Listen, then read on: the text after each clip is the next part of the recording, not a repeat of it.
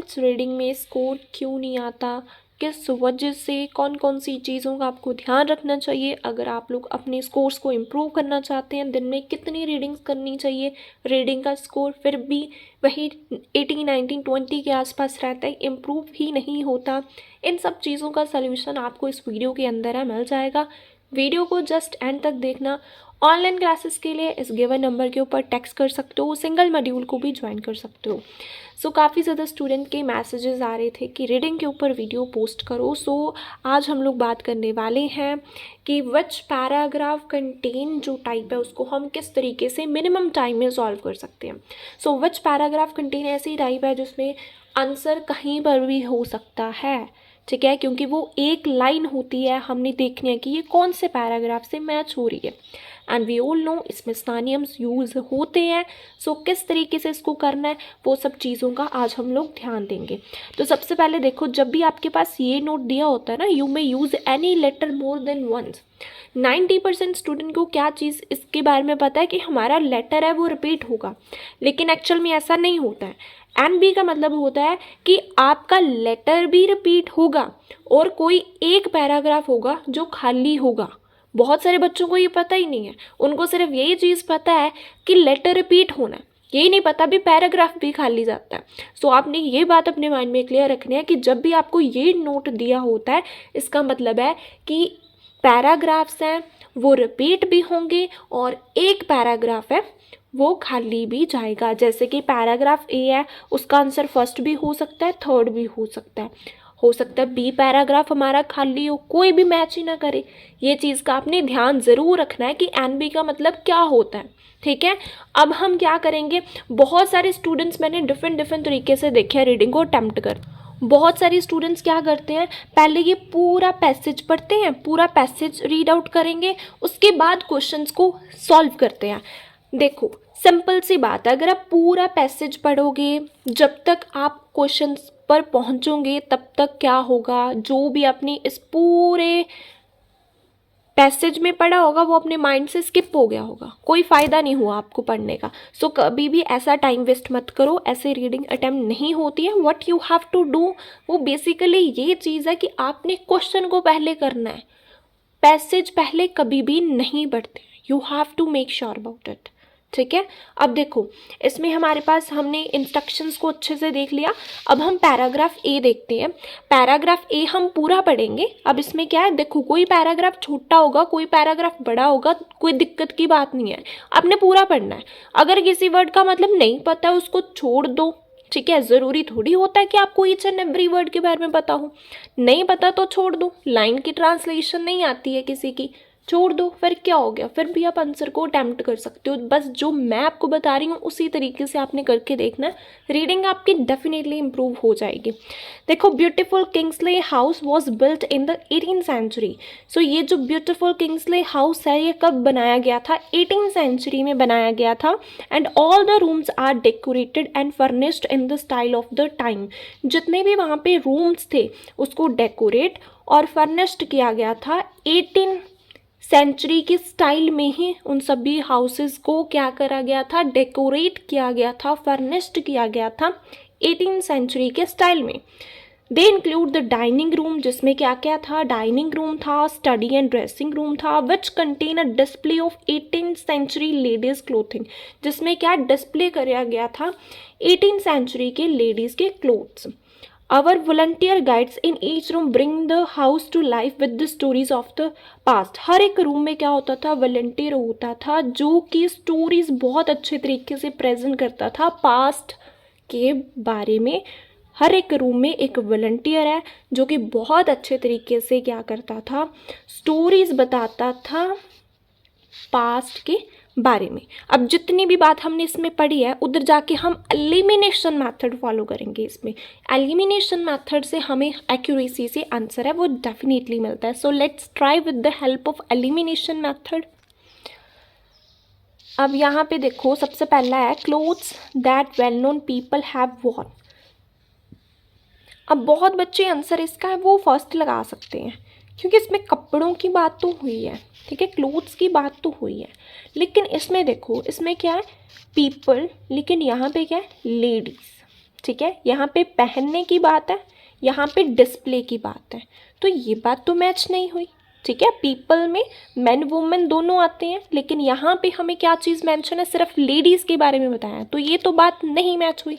Next देख लेते हैं, a display that can not be seen yet, display को हम देख नहीं सकते, यहाँ पे तो हमने देखा था कि वो डिस्प्ले कर रहे हैं, हम देख सकते हैं, तो ये बात भी मैच नहीं हुई है। नेक्स्ट देख लेते हैं,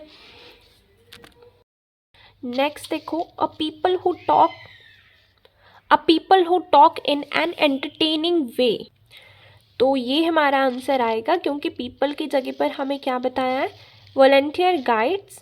ठीक है, टॉक की जगह पर उन्होंने क्या चीज़ बताई है, जो कि स्टोरीज बताता है एंटरटेनिंग वे से, तो ये हमारा मैच हो गया। थर्ड का आएगा हमारा, वो है ए। और भी देख लेते हैं मैच होता है या नहीं, क्योंकि हमें एन भी दिया हुआ है। ठीक है, मतलब रिपीट हो सकते हैं। म्यूजियम हैव जस्ट रीओपन्ड, अभी इसको रीओपन करा है, रीओपन इसमें वर्ड तो कहीं पर भी हमने नहीं देखा। ठीक है, building has change its function several time, function change करे या नहीं, सिर्फ हाउस के बारे में बताया, कोई और चीज़ के बारे में तो बताया नहीं इसमें। ठीक है, नेक्स्ट देखो, furniture of same kind that was used when the building was new, हाँ जी, तो फर्नीचर की बात हमने देखी थी फर्निश्ड। ठीक है, सेम काइंड मतलब उसी तरीके का, जब बिल्डिंग बनी थी उसी तरीके का फर्नीचर यूज़ करा है। इस लाइन को हमने पढ़ा था ना कि ये जो बिल्डिंग है 18th सेंचुरी में बनी है, all the rooms are decorated and furnished in the style of the time, जितने भी हाउसेस थे उसको फर्निश्ड करा गया था उसी टाइम के स्टाइल में। और यहाँ पे भी ये बोला कि फर्नीचर सेम काइंड का यूज़ करा है, जब बिल्डिंग बनी थी, बनी कब थी, 18th सेंचुरी में, उसी टाइम का ही यूज़ करा है, तो इसका आंसर क्या आ जाएगा हमारा, वो भी है ए। अब देखो बी क्या बोल रहा है हमारा, the African museum was founded 50 year ago, ये जो अफ्रीका का म्यूजियम है ये फाउंड किया गया था 50 years ago, and to commemorate the events means to celebrate the event, कोई इवेंट सेलिब्रेट किया जाता था, वी हैव चूजन, उस इवेंट को सेलिब्रेट करने के लिए उन्होंने चूज़ करे हैं 50 treasures from the permanent collection and put them together to tell the fascinating story of that continent, जो कि stories बताते हैं उस continent के बारे में। This exhibition continues until the end of the year, ये जो exhibition है ये चलता है end of the year तक। The folk art gallery opens to the public next month, ये जो गैलरी है ये ओपन होगी नेक्स्ट मंथ में, अभी नहीं है, नेक्स्ट मंथ ओपन होगी। Exhibit traditional paintings and other objects from all over the Africa, जिसमें क्या है, ट्रेडिशनल पेंटिंग्स और अदर ऑब्जेक्ट्स के बारे में बताया जाएगा। अब ये बात मैच करते हैं, देखो क्लोथ्स तो वर्ड इसमें आया ही नहीं है। ठीक है, क्लोथ्स तो आएगा नहीं, ये तो सिंपली बात है।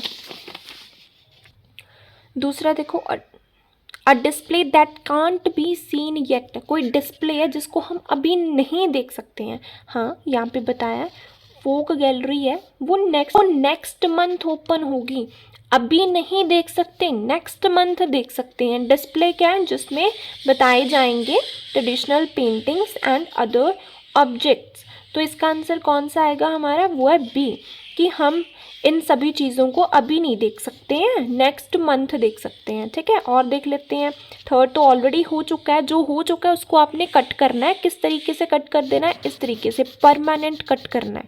ठीक है, इससे क्या है, एलिमिनेट करना बहुत ईजी हो जाता है हमारे लिए। म्यूज़ियम अभी जस्ट रीओपन करा है, रीओपन की तो बात इसमें है ही नहीं है, तो ये तो हमारा नहीं आएगा। फंक्शन चेंज करें हैं सेवरल टाइम, नहीं कोई बात नहीं है। डे, एक वीक में इतने डेज तक ही ओपन रहती है, कोई डेज़ की बात ही नहीं करी इसमें भी, कौन से डे ओपन रहती है, कौन से डे बंद रहती है।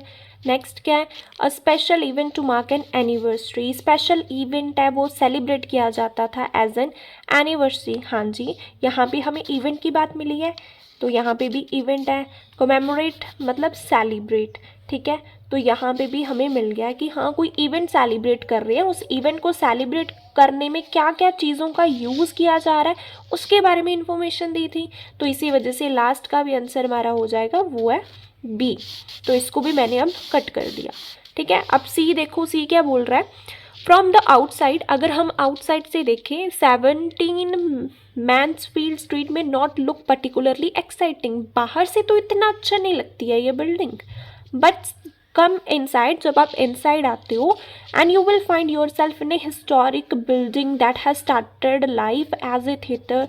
जैसे आप एंटर होते हो तो आप देखते हो कि आप एक हिस्टोरिक बिल्डिंग में आते हो जिसने अपनी लाइफ स्टार्ट करी थी एज ए थिएटर, ठीक है, फिर एज ए बैंकर, फिर उसके बाद रेस्टोरेंट बन गया, अभी भी स्टिल ऑपरेशन में ही चल रहा है। On Sundays and Mondays, Sunday और मंडे को when the restaurant is closed, a guide is available to show you around the building and its fascinating architectural features. सो क्या बोला, संडे और मंडे को जब रेस्टोरेंट क्लोज होता है तब एक गाइड है जो आपको क्या है, बिल्डिंग के बारे में बताता है, उसके फीचर्स के बारे में बताता है। That's it. अब ये बात मैच कर लेते हैं। अगेन देखो, इसमें कोई क्लोथ्स वर्ड तो आया नहीं है, तो फर्स्ट तो आएगा नहीं हमारा। फोर्थ क्या है, म्यूजियम अभी रीओपन करा है। रीओपन की बात कहीं पर भी नहीं है कि अभी जस्ट इसको रीओपन करा है। Uh building that has change its function several time, building की बात हुई है, हाँ जी बिल्डिंग की बात हुई है। इसमें इसने अपने फंक्शंस चेंज करे हैं बहुत बार, हाँ करे हैं। कभी ये थिएटर था, फिर बैंक बन गया, फिर रेस्टोरेंट बन गया, अभी भी ऑपरेशन में चल रहा है। तो एक तो इसका आंसर आ जाएगा सी कि हाँ ये अपना जो फंक्शन है वो चेंज कर रहा है। और कोई being open for tours on certain days of the week, week के कुछ ही दिन ये ओपन होता है, हाँ संडे और मंडे को ही सिर्फ ये ओपन होता है। तभी आपको जो गाइड है वो बताएंगे किसके बारे में, इस फीचर्स के बारे में, इस बिल्डिंग के बारे में। तो इसका आंसर होगा एक 7th।